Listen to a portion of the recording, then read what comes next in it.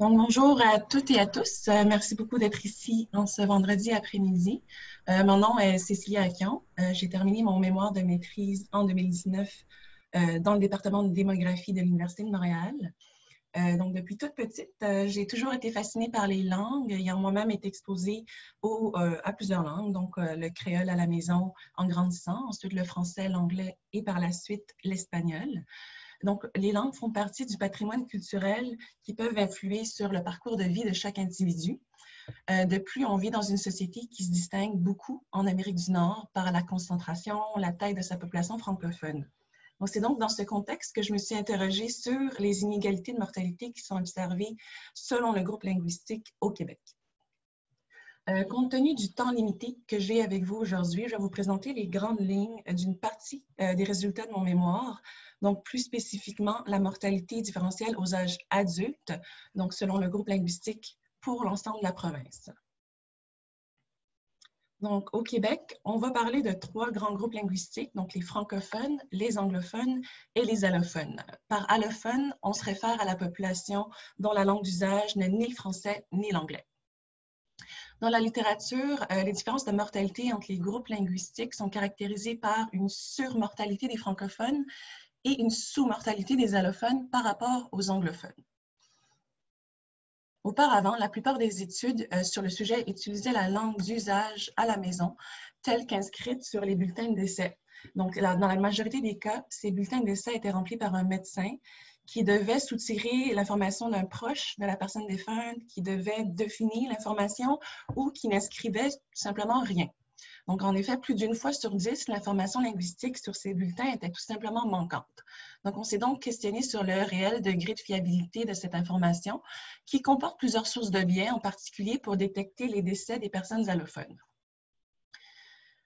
C'est de cette manière qu'on a profité de l'accès à la base de données Cohorte Santé et Environnement du recensement canadien de 1991, que je vais appeler tout au long de cette présentation la CESARCAN.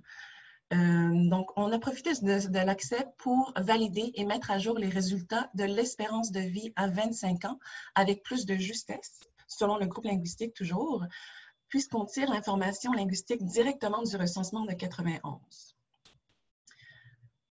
Deux améliorations qui ont été apportées. Donc, on a réparti les langues multiples, en plus d'avoir pris compte de l'immigration dans la base de données. Je vais vous en parler plus en détail dans les prochaines diapos. Donc, au niveau de la qualité des données, la CESARCAN offre un potentiel inédit, en fait, pour étudier la mortalité avec plus de justesse, plus de précision au Canada et dans les provinces aussi. Elle comprend un échantillon qui est représentatif d'individus de 25 ans et plus, sélectionnés en 91 à partir du recensement détaillé et suivis dans le temps jusqu'en 2011. Donc, ce suivi a été possible grâce au jumelage du recensement avec les données de l'état civil et des fichiers administratifs. L'échantillon qui a été utilisé pour le Québec comporte 682 210 individus. Pardon.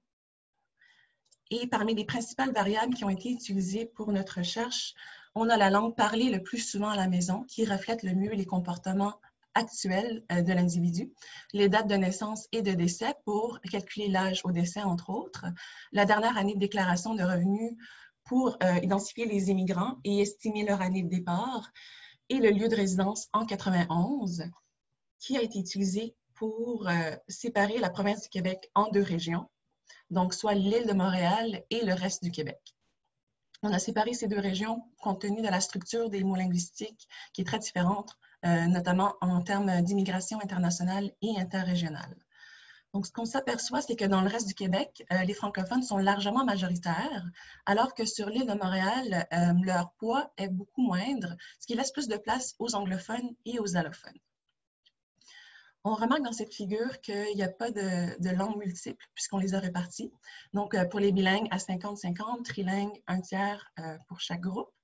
Puis, dans le cas des allophones, on a procédé à une répartition un peu particulière afin de départager les autochtones de ceux qui ne parlent pas une langue autochtone. Donc, on les appelle les allochtones. Donc, souvent, ça va être des gens qui sont issus de l'immigration. Et pourquoi le traitement différent? Donc, ils ont des niveaux de mortalité opposés. En plus que la composition du groupe d'allophones dans chacune des régions est très différente. Également, j'ai pris en compte l'immigration, car on sait que dans la CESARCAN, il y a des individus qui émigrent en cours de suivi, donc qui sortent du Canada entre 1991 et 2011. Donc, on a jugé important de les identifier parce qu'une fois qu'ils quittent le pays, ils ne sont plus à risque de décéder au Canada. Or, la CESARCAN comporte uniquement les décès qui sont enregistrés au pays. Donc, en d'autres mots, puisque les décès des migrants ne sont pas comptabilisés dans le numérateur de nos calculs de taux de mortalité, on les a retirés du dénominateur, donc de la population soumise au risque de décéder. Donc, on peut voir dans ce graphique que la prise en compte de l'immigration a permis d'apporter une correction majeure des taux de mortalité qui est surtout visible aux grands âges, donc puisque les effectifs sont plus petits. Donc, on peut remarquer que nos taux corrigés sont en rouge ici. Donc, on a les taux selon l'âge, puis qu'aux grands âges, les taux qui ne sont pas corrigés pour l'immigration se retrouvent baissent et suivent une courbe un peu anormale.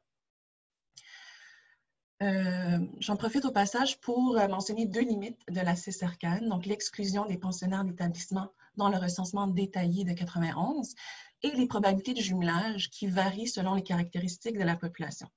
Pour mesurer l'effet de ces limites sur nos résultats, on s'est assuré que les taux de la CESARCAN, donc en rouge qu'on a calculé, rejoignent les taux de la population québécoise dans son ensemble, donc issus des données de la base de données sur la longévité canadienne, donc la BDLC.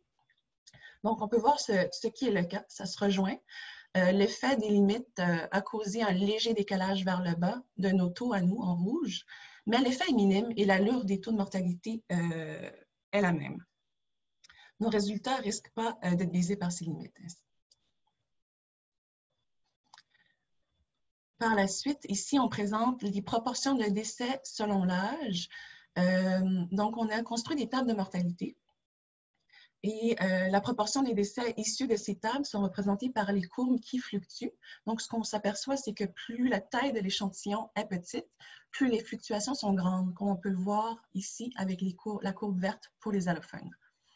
Le lissage par P-spline nous a permis, donc les courbes régulières, nous a permis d'avoir ces courbes-là qui sont plus régulières, plus précises, sans pour autant s'éloigner des décès de la table.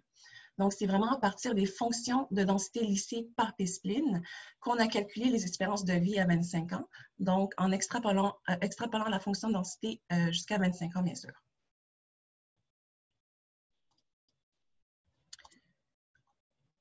On voit ici, grosso modo, les résultats des espérances de vie à 25 ans pour la province du Québec, pour les hommes et les femmes. Donc, ce qu'on voit, c'est qu'il existe effectivement des différences significatives de mortalité entre les groupes linguistiques, à l'exception des femmes francophones et anglophones ici. À noter ici que je vous présente pour l'ensemble de la province, mais sur l'île de Montréal, il y avait effectivement des différences significatives entre les femmes francophones et anglophones, qui est surtout expliquée par la structure des mots linguistiques différentes, mais aussi par les profils socio-économiques et démographiques des femmes francophones qui sont différentes sur l'île de Montréal par rapport au reste du Québec. Lorsqu'on compare nos estimations avec celles qui ont été publiées dans la littérature, on remarque qu'il y a de grandes différences dans ces estimations, ce qui confirme un peu les doutes qu'on avait au préalable. On peut noter ici que la langue qui est utilisée dans la BDJ, donc la BDJ, c'est la base de données jumelée de Statistique Canada, qui est en fait la même cohorte que la CESARCAN, mais avec 10 ans de moins de suivi. Donc, ça s'arrête en 2001. On remarque que c'est, juste noter que c'est la langue maternelle qui est utilisée pour estimer l'espérance de vie, alors que pour l'INSPQ, donc en vert, les barres vertes, c'est la langue d'usage à la maison qui sont issues des bulletins de décès. Donc, j'aimerais porter votre attention sur le haut, donc sur les femmes. Les résultats montrent qu'on voit de grandes différences entre les résultats des femmes de la CESARCAN et les estimations de la BDJ, alors que techniquement, c'est la même base de données, juste avec une période de suivi différente. Donc, on est soit en présence d'une surestimation de l'espérance de vie à 25 ans de la BDJ ou d'une sous-estimation de nos espérances de vie à nous. Donc, on a procédé à plusieurs vérifications. Je vais vous en dire deux. D'abord, on a réestimé nos espérances de vie à 25 ans, mais en prenant les taux de mortalité qui ne prennent pas compte de l'immigration. Ça a eu pour effet d'augmenter ces espérances de vie-là sans pour autant sans pour autant rejoindre l'espérance de vie calculée par la BDG. Donc, ça n'a pas répondu à notre question. Par la suite, on a reconstruit la CESARCAN de façon à ce qu'elle corresponde approximativement à celle de la BDJ, donc avec une période de suivi qui s'arrête en 2001 plutôt qu'en 2011. Et par souci de cohérence, on a aussi utilisé la langue maternelle comme variable linguistique, comme dans la BDJ, comme dans les estimations de la BDJ. Donc, ce qu'on a obtenu, c'est des valeurs d'espérance de vie qui sont plus faibles que celles pour la période 91-2011, donc la période de la CESARCAN, en particulier chez les hommes. Les nouvelles espérances de vie masculines à 25 ans pour la période de 10 ans, de 91 à 2001, sont assez similaires à celles de la BDJ.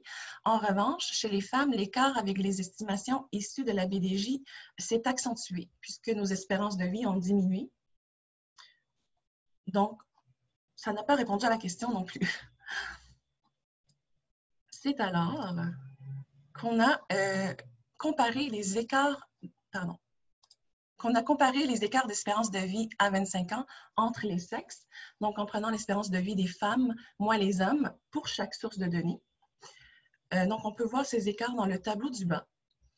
Et ce qu'on s'aperçoit, c'est que cette vérification a été déterminante pour trouver la source du problème.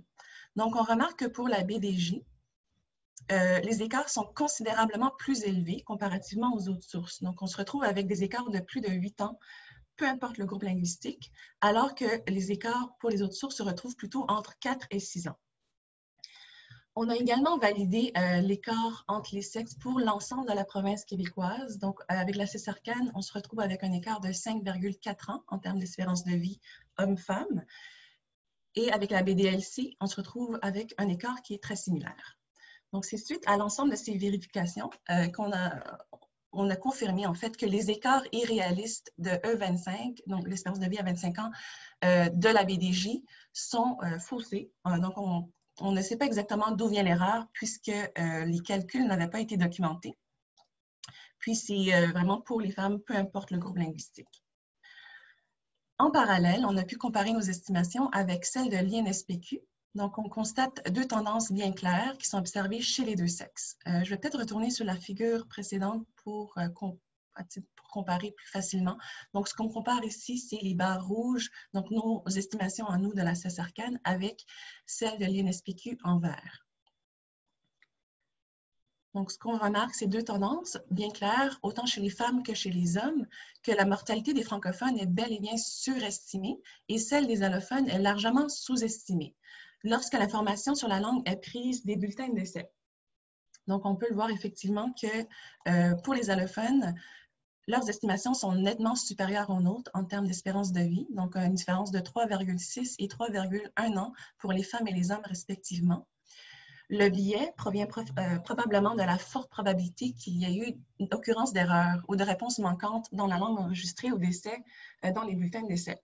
À titre d'exemple, il est fort possible que la langue qui était inscrite était plutôt la langue de la personne défunte à l'hôpital plutôt que la langue d'usage à la maison. Puis, la part de décédés allophones incorrectement classés comme francophones ou anglophones peut a priori entraîner une surestimation de la mortalité des francophones et anglophones.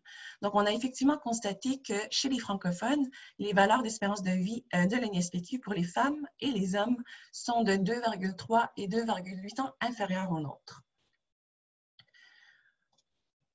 Donc, on peut ainsi confirmer que nos estimations pour E25 représentent les résultats les plus fiables et les plus à jour lorsqu'il est question de la mortalité différentielle aux âges adultes, selon la langue.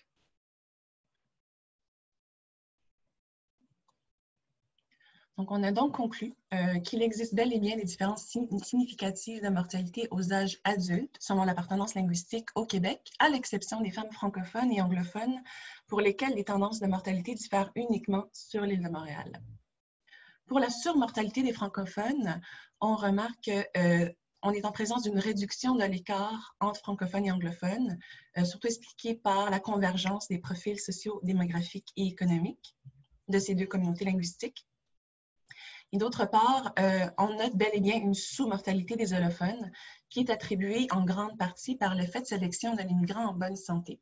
Donc, pour expliquer cette sous-mortalité, les allophones, qui sont majoritairement composés d'immigrants et de leurs descendants, du moins à Montréal, on sait que ceux-ci sont soumis à des procédures très sélectives lors de l'immigration, qui sont directement liées à leur état de santé lors de l'immigration.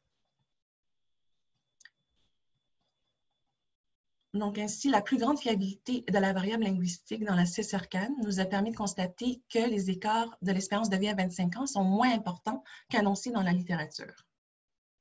Parmi certains, je vais noter quelques limites. Donc, on ne connaît pas l'évolution des caractéristiques des membres de la cohorte au cours de la période 91-2011, puisque l'information provient directement du recensement de 91. Toutefois, la mobilité linguistique joue un rôle marginal dans notre analyse sur la mortalité, puisque c'est quand même les transferts linguistiques après l'âge de 25 ans sont négligeables. Puis, idéalement, il aurait fallu séparer la province du Québec en 3 régions, donc l'île de Montréal, le reste de la RMR et le reste du Québec, car chacune des régions comporte une structure linguistique bien distincte. Par contre, étant donné notre analyse par âge, les effectifs ne le permettaient pas. Pour les prochains travaux sur le sujet, il serait intéressant d'aborder la question d'un point de vue interdisciplinaire, notamment en regardant les déterminants sociaux de la santé pour mieux comprendre les inégalités sociales de la santé. Donc, on va parler ici des 4 catégories donc, qui se rapportent aux habitudes de vie, donc tout ce qui est alcoolisme, tabagisme, sédentarité, alimentation, à l'environnement physique et social, au système de soins et à la biologie, telle que l'épigénétique. Également, il pourrait être intéressant de conduire une analyse qui est axée sur les causes de décès, qui permettrait une meilleure compréhension de la mortalité de chacune des communautés linguistiques.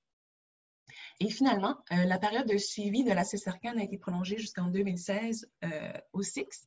Donc, l'utilisation de cette base de données mise à jour nous permettrait de mettre à jour également nos résultats. Donc, j'ai été très chanceuse d'être encadrée par ma directrice de recherche Nadine Ouellette, mon co-directeur Robert Bourbeau, et de bénéficier de l'accès au SIX, bien sûr. Merci beaucoup de votre attention.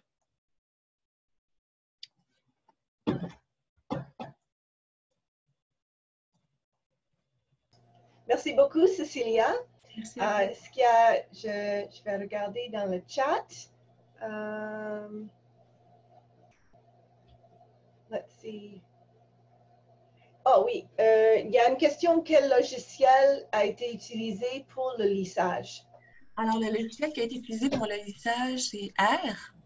Donc, on a procédé, j'ai utilisé Stata, beaucoup Stata pour le traitement des données, donc la prise en compte de l'immigration, tout ce qui était création de nouvelles variables, etc. Puis ensuite, pour le lissage, pour le calcul des espérances de vie, pour la grosse analyse, c'était surtout avec R. OK. Donc, si je comprends bien, un de vos messages de base, c'est qu'il faut vraiment faire attention au choix de variables concernant la langue, parce que si on ne fait pas le bon choix, on va faire une réallocation. Les personnes vont bouger d'un groupe à un autre groupe. Tout à fait. Le fait d'avoir tenu compte de la langue d'usage à la maison, telle qu'inscrite sur les bulletins de décès, on avait quelques doutes du degré de fiabilité, puisqu'on a confirmé en voyant que, en termes d'espérance de vie, il y a vraiment eu un écart de 3 ans, on a vu pour les allophones, qui sont les plus à risque d'avoir des taux qui sont faussés par les sources de biais qui proviennent des bulletins de décès. OK. Et donc, on va sous-estimer, en fait, l'effet d'immigrants en bonne santé, ainsi que peut-être le besoin pour des interventions pour la population francophone qui, quand même, c'est juste moins sélectionné. Il y a un profil de mortalité, disons, plus général. Mais oui, quand même... Oui, tout à fait. Je crois que c'est quand même été une période déterminante, 91-2011. Il faut noter aussi que les estimations de la ligne NSPQ s'étaient basées sur, plutôt au début de la cohorte, si je ne me trompe pas, c'était 94 à 98 au niveau des décès, puis sur la population à risque. Donc, il faut tenir compte aussi de ça, que la période n'est pas exactement la même. On ne peut pas comparer littéralement comme ça, mais on s'aperçoit en fait que les écarts de mortalité entre les groupes linguistiques sont beaucoup plus petits qu'annoncés dans la littérature. OK. OK. Est-ce qu'il y a d'autres questions par les autres participants dans le other questions? J'imagine que c'est les mêmes leçons, ça va s'appliquer à d'autres phénomènes. Tous les phénomènes qu'on analyse, où on compare les résultats à travers les sous-groupes, comme ça, il y a des implications pour l'analyse de la fécondité ou le mariage. Donc, oui. Tout à fait. En fait, c'est tout dépendamment de comment les données ont été collectées. Dans le cas de la mortalité, c'est assez particulier puisque l'information doit être collectée après le décès de la personne dont il est question. Donc, c'est surtout de ça, en fait, il y avait un certain questionnement à se faire là-dessus. Je me souviens d'un article que j'ai utilisé pour le cours de collecte que l'autre problème, c'est très souvent sur les actes de déclaration de décès, la langue n'est pas déclarée. Si c'est un coroner qui le remplit, s'il y a un accident, au Québec, c'est exigé. Ce n'est pas exigé hors Québec d'inscrire la langue. Oui. Donc, il y a ce problème aussi. Oui, tout à fait. Même si c'est exigé, de ce que j'ai vu, c'est que l'information était manquante quand même plus d'une fois sur 10. Donc, de mémoire, c'est 11,3% du temps, la langue n'était pas inscrite. Donc, on était vraiment exposé à une information manquante et le risque était plus grand que cette information manquante était en fait provenait d'un décès d'une personne allophone. Donc, c'est comme qu'on sous-détectait les décès des personnes allophones et donc en même temps, on sous-estimait leur mortalité de cette façon également. Okay. En plus de possiblement se tromper et se dire, bon, cette personne, elle parle français à la maison, alors que c'est peut-être pas le cas, puis de la compter d'autre part comme un décès francophone sur une population, alors que la personne n'était pas réellement une personne francophone. C'est-à-dire selon la langue parlée le plus souvent à la maison.